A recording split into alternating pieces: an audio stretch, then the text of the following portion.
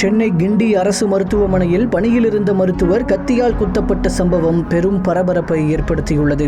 கிண்டி அரசு கலைஞர் நூற்றாண்டு மருத்துவமனையில் பணியில் இருந்த புற்றுநோய்த்துறை மருத்துவர் பாலாஜி ஜெகநாதனை அவரிடம் சிகிச்சை பெற்ற பிரேமா என்ற பெண்மணியின் மகனான விக்னேஷ் என்ற இளைஞர் ஆத்திரத்தில் கத்தியால் குத்தியுள்ளார்.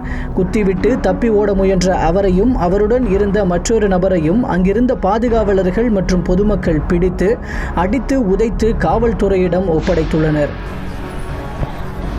வெட்டிட்டானா ஒருத்தவன? ஆமா,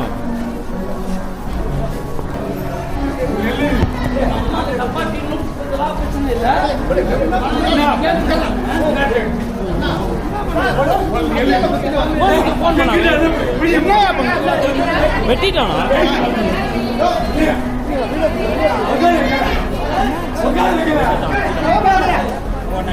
கைது செய்யப்பட்டவர்கள் மற்றும் மேலும் 2 என 4 பேரிடம் போலீசார் விசாரணை மேற்கொண்டு வருகின்றனர்.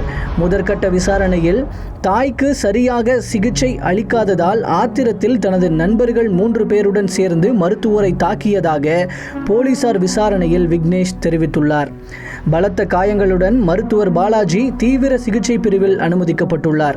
இந்நிலையில் மருத்துவமனைக்கு விரைந்த அமைச்சர் மா சுப்பிரமணியன் மற்றும் துணை முதலமைச்சர் உதயநிதி ஸ்டாலின் உள்ளிட்டோர் பாதுகாப்பு நடவடிக்கைகள் மற்றும் மருத்துவருக்கு வழங்கப்படும் சிகிச்சைகள் குறித்து ஆய்வு மேற்கொண்டுள்ளனர். மேலும் இது தொடர்பாக பதிவிட்டுள்ள முதல்வர் மு.க. ஸ்டாலின், இது குறித்து விரிவான விசாரணை நடத்தப்பட்டு உரிய நடவடிக்கை எடுக்கப்படும் என உறுதியளித்துள்ளார். இச்சம்பவத்திற்கு அரசியல் கட்சி தலைவர்கள் அனைவரும் கண்டனம் தெரிவித்து வரும் நிலையில் இந்த சம்பவத்தை கண்டித்து காலவரையற்ற வேலைநிறுத்த போராட்டத்தை அறிவித்துள்ள தமிழ்நாடு அரசு மருத்துவர்கள் சங்கம் போராட்டத்திலும் ஈடுபட்டு வருகின்றது.